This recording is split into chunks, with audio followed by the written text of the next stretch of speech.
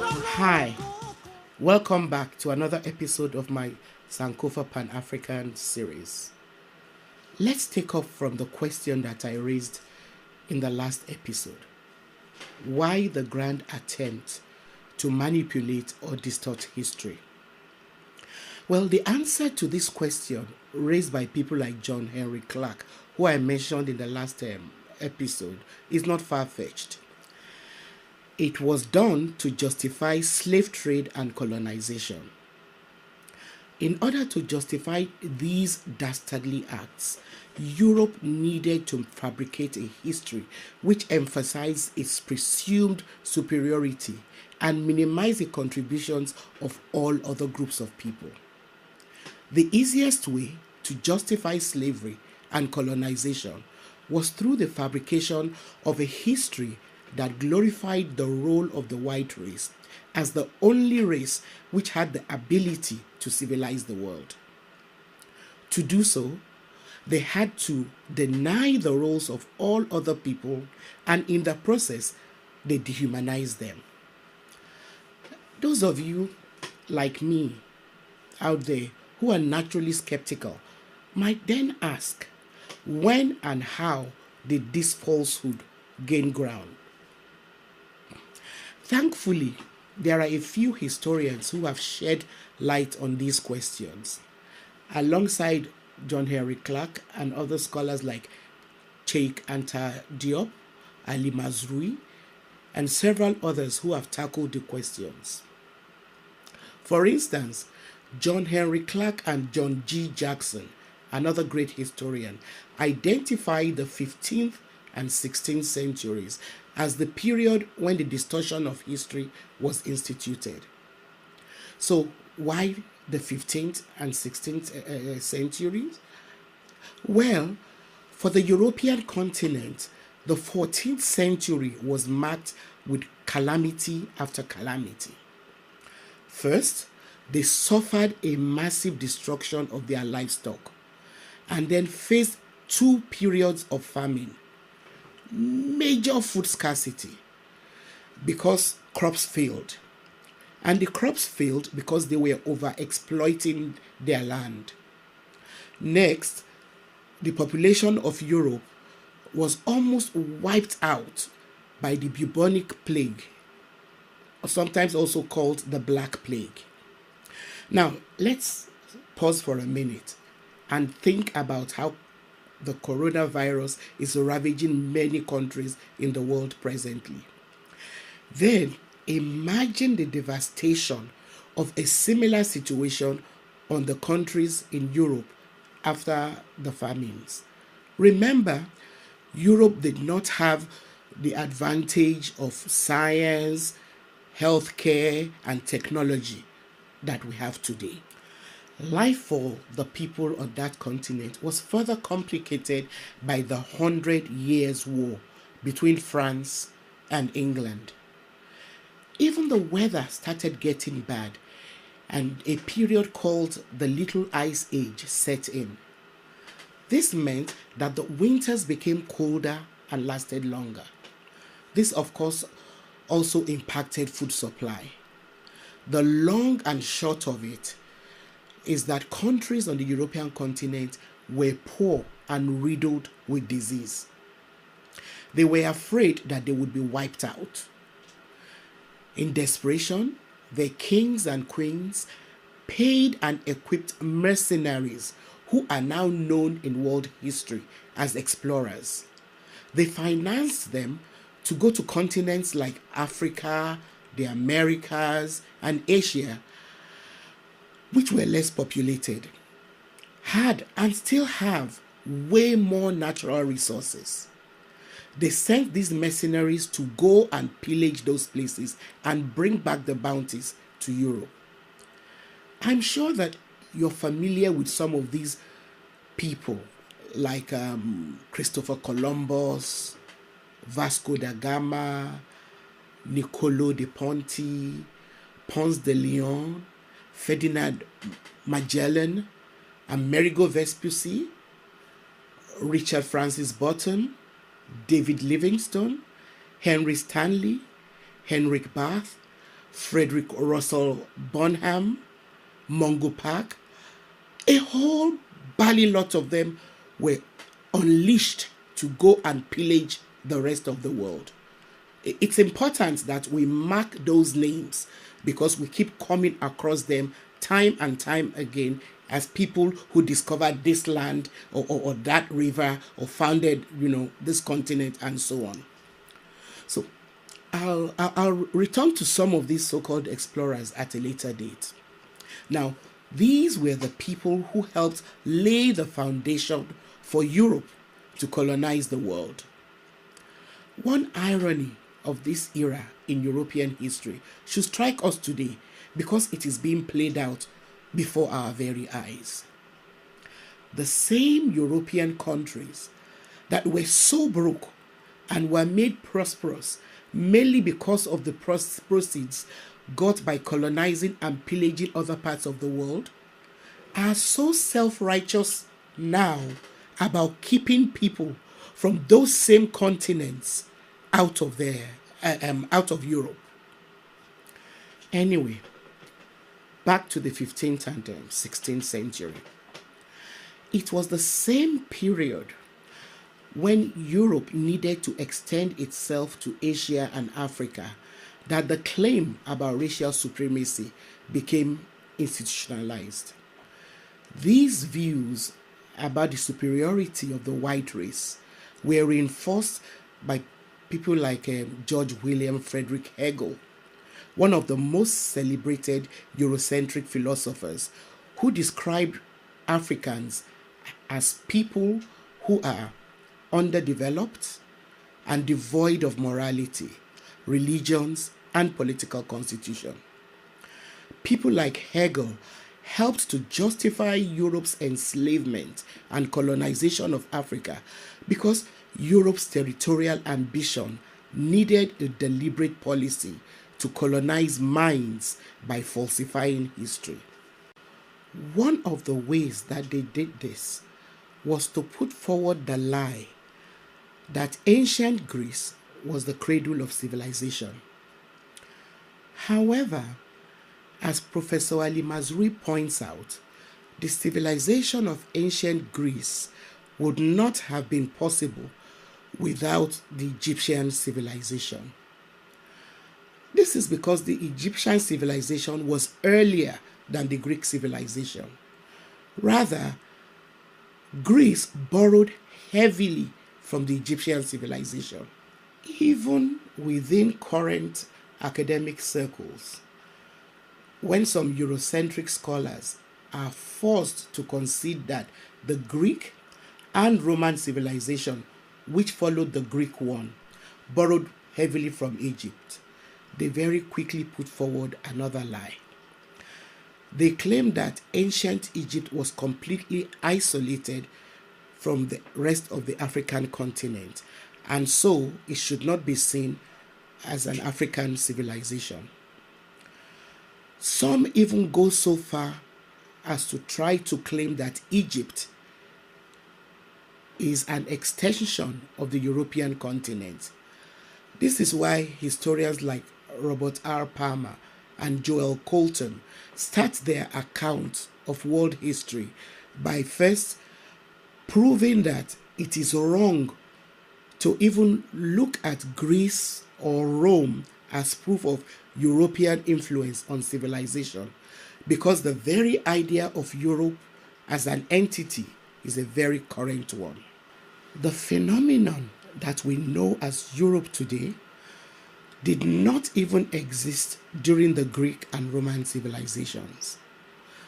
These historians also show that, on the other hand, it is more historically accurate to trace the contributions of Black Africans to ancient Egypt than to link Europe's claim to the Greek or Roman civilizations.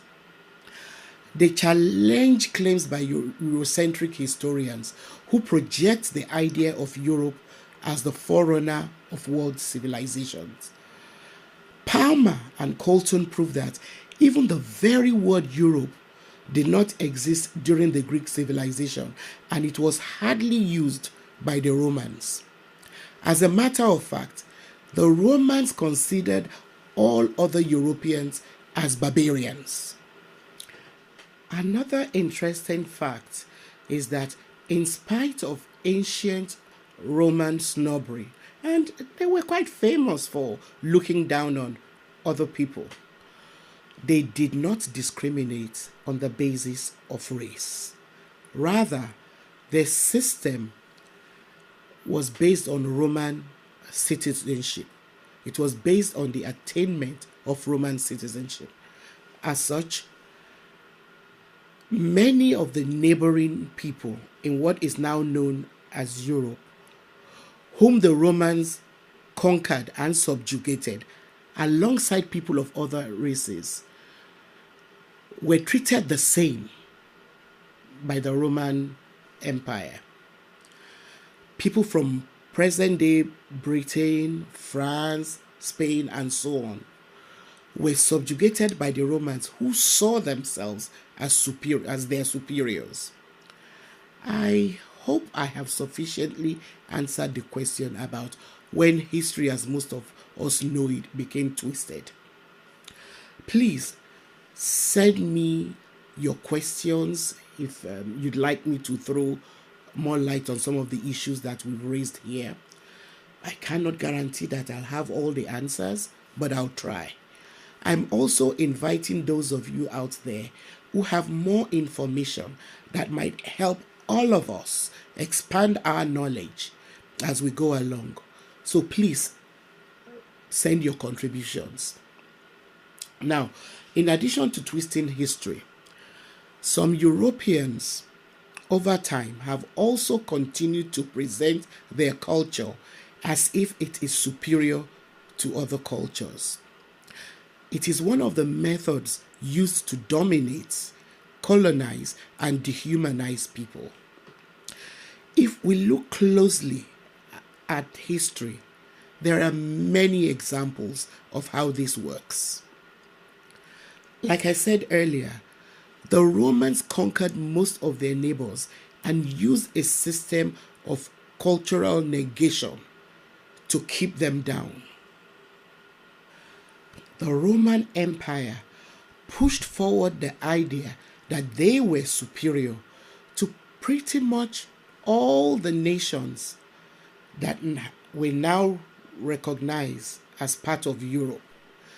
It is therefore not surprising that when these other countries that emerged to now form the European continent and were then forced, by the calamities that I mentioned earlier on, to find ways of surviving and enriching themselves because they lacked natural resources and all of that. They also used the system of cultural domination which the Roman Empire had used against them. The British, French, Dutch, Portuguese, Spaniards, all of them used variants of the same system of oppression and domination. It does not matter whether the colonial policy was through direct or indirect rule. The intention was always the same. The aim was to subjugate and dominate through the colonization of the mind. For instance, the French actively did this through a process of assimilation. The French had an underlying policy which allowed them to suffocate the cultures of the people under their rule. They implanted French political, economic, and cultural ideas. Through this process, the colonized people were taught to aspire to become like the French people in order to obtain full French citizenship and therefore full humanity. In other words, they equated French citizenship to humanity. Now, on the other hand, although the British did not call their system assimilation, their approach was not really different from what the French did. I'll give you an example from Nigeria. In Nigeria, Lugard perfected a system which allowed external military and tax control to be operated by the British, while other aspects of rule were supposed to be left to local people and traditional rulers, who were then either coerced or forced into becoming puppets who served the interests of Britain. Another way through which the British colonized the minds of the countries that they ruled was through the imposition of the British educational system and the use of the English language. The British deliberately created a class system which was based on people's ability to ape, to imitate them. In other words, how well a person was able to speak the king or queen's English determined how civilized the person was. Imagine how much time our forefathers spent learning to act and sound British just so that they could be considered enlightened people. Meanwhile, this was done at the expense of their own oral and other cultural forms of education. This system of cultural negation and domination was not only done in Africa. In India, for instance, the system was built into the education system by a man named Thomas Babington Macaulay. Please don't confuse him with the Sierra Leonean returnee to Nigeria, Thomas Babington Macaulay, who was the son-in-law of Bishop Ajayi Crowther. The Thomas Babington Macaulay that I'm referring to here was a member of the British Supreme Council for India. He was the one who designed the British colonial education system that was used in India. He also developed the language. He also determined the language through which students in the colony were to be taught. He did not mince words about his vision of what education in the colony should be. He specified that the British had to form a class to serve as their interpreters to millions of the people that they colonized. In India, he wanted this class of people to be Indian only in blood and color, but to be English in tastes, opinion, morals, and intellect. He is on record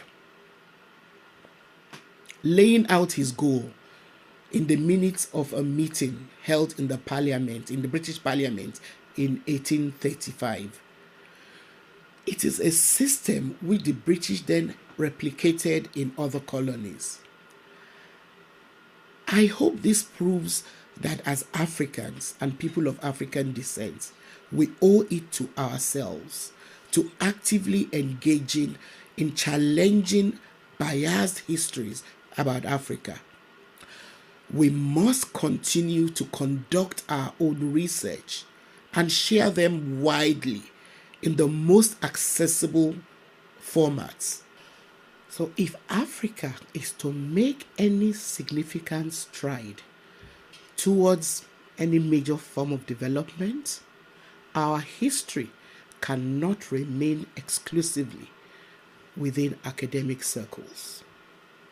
Our children must be taught, people who do not have access to academic publications must know their history. And this is because, as Cheikh Anta Diop points out, even a superficial examination of the cultural situation of Africa challenges us to question the predominant history being pushed forward by the Western world. Because if we're to believe their account, their history, then we have to first believe that Africans have never been responsible for any contribution to the world. Not even the civilizations of empires like Ghana, Mali, Songhai, Ife, Nok, Zimbabwe, the Congo, to mention just a few. If we continue to allow ourselves the falsehood that Africans had no part in civilizing the world, it means we will then continue to depend on the so-called developed world for the solutions to all our problems. Now, this has become increasingly important when we look at the ascendance of blatantly racist regimes like the Trump presidency in the US, Putin's apparent neo-colonial aspirations, and the daily increase in the popularity of ultra-right politics in most parts of Europe. Again, we need to find ways to challenge China's aggressive economic colonization of Africa. If we do not know our own history, how do we equip ourselves and future generations if all we know about our past is a history which focuses only on internecine wars, transatlantic slavery, and colonization?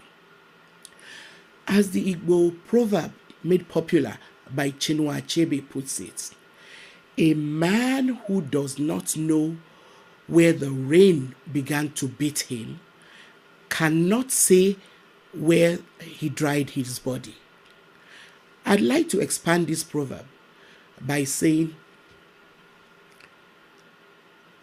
men and women who do not know when and how the rain began to beat them cannot know how to dry themselves. Please don't forget to subscribe to this channel if you have not already done so. Also, like and share our videos. Thank you once again for joining me on this journey.